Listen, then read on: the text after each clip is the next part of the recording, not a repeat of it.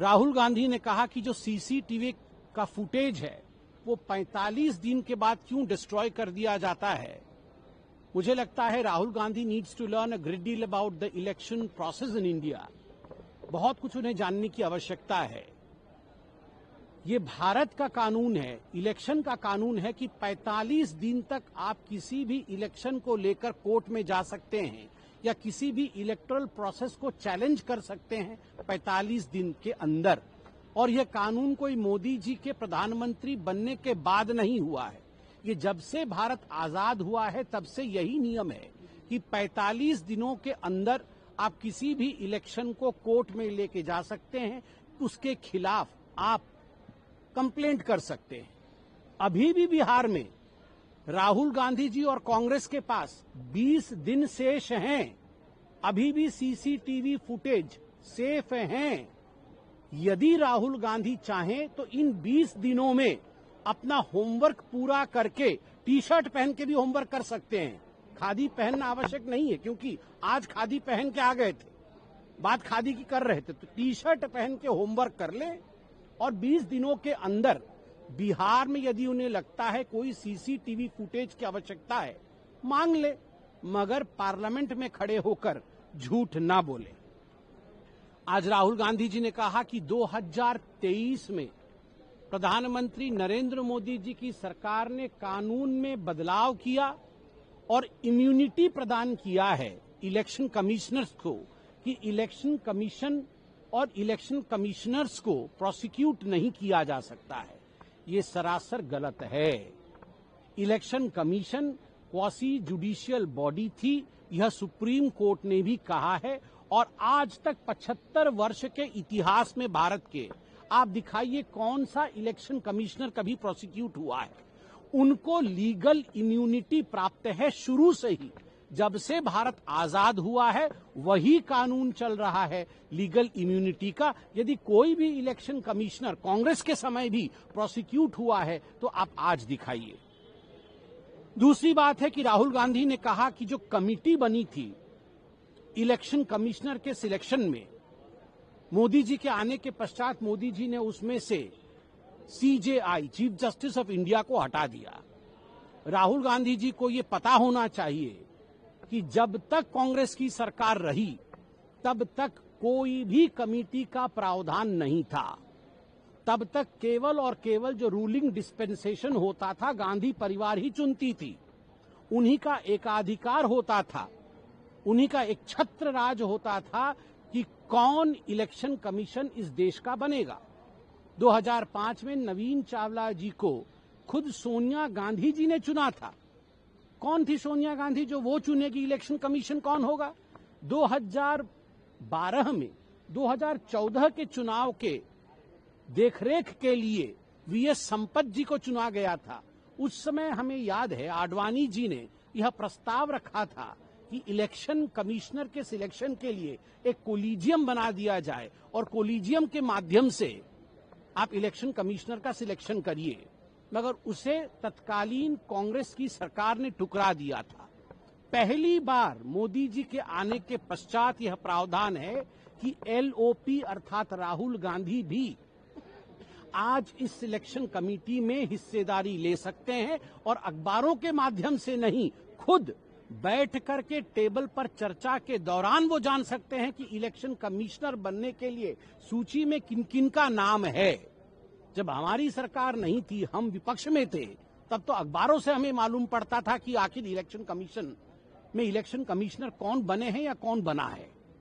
जिस प्रकार का आज भ्रम फैलाने की कोशिश राहुल गांधी जी ने किया है और वह भी अंग्रेजी में किया है, इसके पीछे भी चाल है। भारत के संवैधानिक संस्थाओं को किस प्रकार से विश्व में बदनाम किया जाए, how to denigrate the constitutional institutions of India, particularly the electoral process of India in the international arena was the design of Rahul Gandhi. आप ये मत सोचिए कि अंग्रेजी में उन्होंने बिना सोचे समझे बोला है। विदेश में किस प्रकार से भारत के इलेक्शन प्रोसेस को एक अलग नजर से देखा जाए, यह सोचा जाए कि भारत का इलेक्शन फ्रॉड है, इस कारण से बहुत सोच समझकर, सोरोस से पूछकर उनके निर्देश अनुसार राहुल गांधी ने एक्ट किया है। मगर अंत में मैं इतना ही कहूंगा, राहुल राहुल ही रहेंगे। आप सोचिए कितने सतही हैं ये व्यक्तित्व, जो हर दिन टी शर्ट में आता है, वो आज खादी पहन के आए और उन्होंने ओपनिंग स्टेटमेंट में कहा कि खादी भारतवर्ष की आत्मा है और भारत की कहानी खादी है। बताइए, जो व्यक्ति कह रहा है भारत की आत्मा खादी है, वो केवल उतना कहने के लिए ही खादी पहन के आए, वरना अमेरिका का टी शर्ट पहन के आते हैं। आज एलओपी राहुल गांधी जी ने सदन के पटल पर इलेक्शन रिफॉर्म्स के चर्चा में भाग लेते हुए जिस प्रकार के तथ्य रखे हैं, आप सभी ने देखा कि वो मिथ्या से भरा हुआ था। वो तथ्य नहीं, मिथ्या था। सबसे बड़ी बात है, आज तक सदन के पटल में ऐसा नहीं हुआ होगा कि एलओपी या कोई भी नेता सदन के पटल पे खड़े होकर इलेक्शन कमीशन और इलेक्शन कमिश्नर को धमकाते हुए नजर आए होंगे। Never before in the parliamentary history of India would you find LOP or any other leader threatening a quasi-judicial body like the Election Commission and the election commissioners, which is a constitutional authority in itself, with dire consequences? हम सत्ता में आएंगे तो आपको छोड़ने वाले नहीं हैं। इस प्रकार की जो धमकी दी है आज राहुल गांधी ने, ये कहीं न कहीं अहंकार और अज्ञान का परिचायक है। दूसरी बात है, वोट चोरी की बात कही राहुल गांधी ने। वोट चोरी से हरियाणा का इलेक्शन जीता, वोट चोरी से बिहार का इलेक्शन जीता, महाराष्ट्र का इलेक्शन जीता। ये एक इंसल्ट है, ये बेइज्जती है वोटर्स का। वोटर्स लोकतंत्र में वोट देकर भाग लेते हैं। बड़ी संख्या में महिलाओं ने वोट दिया और इन राज्यों की सरकार बनी। कहीं न कहीं आप इन महिला वोटर्स की, युवाओं का, अन्नदाताओं का आप अपमान कर रहे हैं। आपने कहा वोट चोरी से हमने सरकार बनाया, तो does that same theory hold good for the Congress party in Jharkhand and Jammu and Kashmir, in Karnataka as well and Telangana, जहां पर कांग्रेस की सरकार है? क्या कांग्रेस की सरकार ने उन्हीं ईवीएम मशीन के माध्यम से इन राज्यों में, कर्नाटक, तेलंगाना, झारखंड और जम्मू कश्मीर में सरकार बनाई, या उनके जो अलाइज हैं उन्होंने सरकार बनाई? आज राहुल गांधी ने कहा कि जो सीसीटीवी का फुटेज है वो 45 दिन के बाद क्यों डिस्ट्रॉय कर दिया जाता है। मुझे लगता है Rahul Gandhi needs to learn a great deal about the election process in India. बहुत कुछ उन्हें जानने की आवश्यकता है। ये भारत का कानून है, इलेक्शन का कानून है कि 45 दिन तक आप किसी भी इलेक्शन को लेकर कोर्ट में जा सकते हैं या किसी भी इलेक्टोरल प्रोसेस को चैलेंज कर सकते हैं 45 दिन के अंदर। और यह कानून कोई मोदी जी के प्रधानमंत्री बनने के बाद नहीं हुआ है। ये जब से भारत आजाद हुआ है तब से यही नियम है कि 45 दिनों के अंदर आप किसी भी इलेक्शन को कोर्ट में लेके जा सकते हैं, उसके खिलाफ आप कंप्लेंट कर सकते हैं। अभी भी बिहार में राहुल गांधी जी और कांग्रेस के पास 20 दिन शेष हैं। अभी भी सीसीटीवी फुटेज सेफ हैं। यदि राहुल गांधी चाहें तो इन 20 दिनों में अपना होमवर्क पूरा करके टी शर्ट पहन के भी होमवर्क कर सकते हैं। खादी पहनना आवश्यक नहीं है, क्योंकि आज खादी पहन के आ गए थे, बात खादी की कर रहे थे, तो टी शर्ट पहन के होमवर्क कर लें और 20 दिनों के अंदर बिहार में यदि उन्हें लगता है कोई सीसीटीवी फुटेज की आवश्यकता है, मांग ले, मगर पार्लियामेंट में खड़े होकर झूठ ना बोले। आज राहुल गांधी जी ने कहा कि 2023 में प्रधानमंत्री नरेंद्र मोदी जी की सरकार ने कानून में बदलाव किया और इम्यूनिटी प्रदान किया है इलेक्शन कमिश्नर्स को, कि इलेक्शन कमीशन और इलेक्शन कमिश्नर्स को प्रोसिक्यूट नहीं किया जा सकता है। ये सरासर गलत है। Election commission quasi judicial body थी, यह सुप्रीम कोर्ट ने भी कहा है। और आज तक 75 वर्ष के इतिहास में भारत के आप दिखाइए कौन सा इलेक्शन कमिश्नर कभी प्रोसिक्यूट हुआ है। उनको लीगल इम्यूनिटी प्राप्त है शुरू से ही। जब से भारत आजाद हुआ है वही कानून चल रहा है लीगल इम्यूनिटी का। यदि कोई भी इलेक्शन कमिश्नर कांग्रेस के समय भी प्रोसिक्यूट हुआ है तो आप आज दिखाइए। दूसरी बात है कि राहुल गांधी ने कहा कि जो कमिटी बनी थी इलेक्शन कमिश्नर के सिलेक्शन में, मोदी जी के आने के पश्चात मोदी जी ने उसमें से CJI, chief justice of India, को हटा दिया। राहुल गांधी जी को ये पता होना चाहिए कि जब तक कांग्रेस की सरकार रही तब तक कोई भी कमेटी का प्रावधान नहीं था।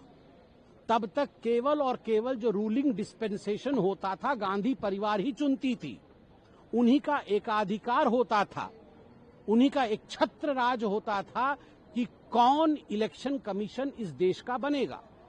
2005 में नवीन चावला जी को खुद सोनिया गांधी जी ने चुना था। कौन थी सोनिया गांधी जो वो चुनेगी इलेक्शन कमीशन कौन होगा?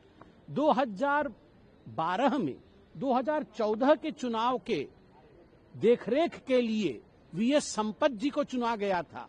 उस समय हमें याद है आडवाणी जी ने यह प्रस्ताव रखा था कि इलेक्शन कमिश्नर के सिलेक्शन के लिए एक कोलिजियम बना दिया जाए और कोलिजियम के माध्यम से आप इलेक्शन कमिश्नर का सिलेक्शन करिए, मगर उसे तत्कालीन कांग्रेस की सरकार ने ठुकरा दिया था। पहली बार मोदी जी के आने के पश्चात यह प्रावधान है कि LOP अर्थात राहुल गांधी भी आज इस सिलेक्शन कमेटी में हिस्सेदारी ले सकते हैं और अखबारों के माध्यम से नहीं, खुद बैठ करके टेबल पर चर्चा के दौरान वो जान सकते हैं कि इलेक्शन कमिश्नर बनने के लिए सूची में किन किन का नाम है। जब हमारी सरकार नहीं थी, हम विपक्ष में थे, तब तो अखबारों से हमें मालूम पड़ता था कि आखिर इलेक्शन कमीशन में इलेक्शन कमिश्नर कौन बने हैं या कौन बना है।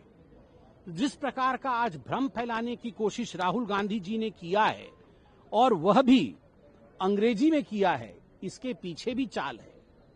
भारत के संवैधानिक संस्थाओं को किस प्रकार से विश्व में बदनाम किया जाए, how to denigrate the constitutional institutions of India, particularly the electoral process of India in the international arena was the design of Rahul Gandhi.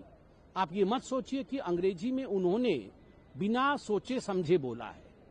विदेश में किस प्रकार से भारत के इलेक्शन प्रोसेस को एक अलग नजर से देखा जाए, यह सोचा जाए कि भारत का इलेक्शन फ्रॉड है, इस कारण से बहुत सोच समझकर सोरोस से पूछकर उनके निर्देश अनुसार राहुल गांधी ने एक्ट किया है। मगर अंत में मैं इतना ही कहूंगा, राहुल राहुल ही रहेंगे।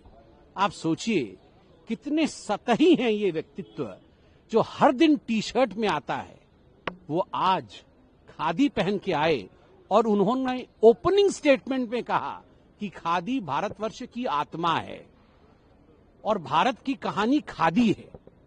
बताइए, जो व्यक्ति कह रहा है भारत की आत्मा खादी है, वो केवल उतना कहने के लिए ही खादी पहन के आए, वरना अमेरिका का टी-शर्ट पहन के आते हैं।